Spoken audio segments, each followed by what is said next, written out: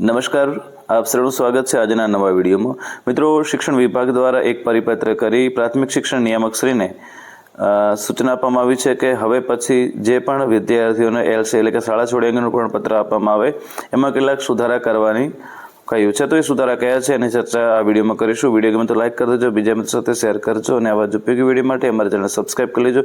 મિત્રો, હવે ટૂંક સમયમાં જ આ જે સત્ર છે શૈક્ષણિક ક્ષેત્ર પૂર્ણ થશે, એટલે જે વિદ્યાર્થીઓ ધોરણ 8 પૂર્ણ કરેલ છે એમને આપણે શાળા છોડે અંગેનું પ્રમાણપત્ર એટલે કે એલસી આપીશું। સાથે સાથે કેટલાક વિદ્યાર્થીઓ બીજી શાળામાં એડમિશન લેશે તો એવા વિદ્યાર્થીઓને પણ આપણે શાળા છોડે અંગેનું પ્રમાણપત્ર આપીશું। તો આ જે એલસી આપવાનું છે એમાં કેટલાક ફેરફારો કર્યા છે અને કેટલીક બાબતો નવી ઉમેરી છે, તો એ બધી બાબતોની આપણે ચર્ચા કરીએ। તો સ્થાનિક સ્તરેથી જે વિદ્યાર્થીઓને ગુજરાતી અને અંગ્રેજી ભાષામાં શાળા છોડ્યા અંગેનું પ્રમાણપત્ર આપવાનું છે, તો આ એક દરખાસ્ત હતી। દરખાસ્તને ધ્યાનમાં લઈ તમામ સરકારી પ્રાથમિક શાળાઓમાં આ નિર્ણય લેવામાં આવ્યો છે અને હવે જ્યાં પણ આપણે શાળા છોડાવવાના પ્રમાણપત્રો આપીએ એમાં ગુજરાતી અને અંગ્રેજી બંને ભાષાનો ઉલ્લેખ કરવાનો છે અને સમગ્ર રાજ્યમાં એક સૂત્રતા જળવાઈ રહે એ માટે આ નિર્ણય લેવામાં આવ્યો છે। સાથે સાથે એનું જે કોઈક ફોર્મેટ છે એ પણ આપવામાં આવ્યું છે। તમે જોશો કે એ ફોર્મેટ કયા પ્રકારનું છે, તો મિત્રો અહીં જોઈ શકો છો કે એક આ જે સ્કૂલ લિવિંગ સર્ટિફિકેટ શાળા છોડ્યાનું પ્રમાણપત્ર એવું એક ફોર્મેટ છે, જેમાં જીઆર નંબર અને જે શાળાનું નામ અને શાળાનું એડ્રેસ છે, શાળાનો ડાયસ કોડ છે, સાથે અપાર આઈડી પણ હવે ફરજિયાત થઈ ગઈ છે અને શાળા કયા માધ્યમ છે તો શાળાનું એ પણ માધ્યમ લખવાનું છે। જે બાળકનું યુનિક આઈડી કોડ છે એ પણ લખવાનો છે, એટલે કે આધાર ડાયસ નંબર, વિદ્યાર્થીનું પૂરું નામ ગુજરાતી અને અંગ્રેજીમાં, એવી રીતે એનો ધર્મ, જાતિ, માતાનું નામ।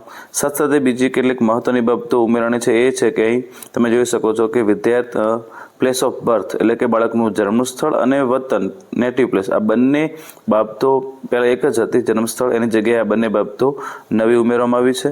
તો મિત્રો, આ જે સુધારા થયા છે એ અને જે નવો નમૂનો છે એ પ્રમાણે આપણે નવા હવે પછીના જે એલસી છે એ કાઢવાના થશે। સાથે સાથે જે બેંકની વિગતો પણ ઉમેરવાની છે, કારણ કે નવી શાળામાં જ્યારે વિદ્યાર્થી જાય છે ત્યારે એ બેંકની વિગતો પણ સાથે જોડેલ હોય તો શિષ્યવૃત્તિ દરખાસ્તમાં પણ સરળતા રહે।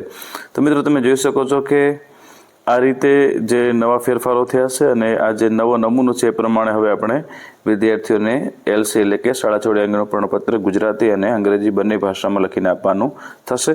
મિત્રો, આશા રાખું છું વિડીયો ગમ્યો હશે। વિડીયો ગમ્યો હોય તો લાઈક કરી દેજો, બીજા મિત્રો સાથે શેર કરજો અને આવા જ ઉપયોગી વિડીયો માટે અમારી ચેનલ સબસ્ક્રાઈબ કરી લેજો।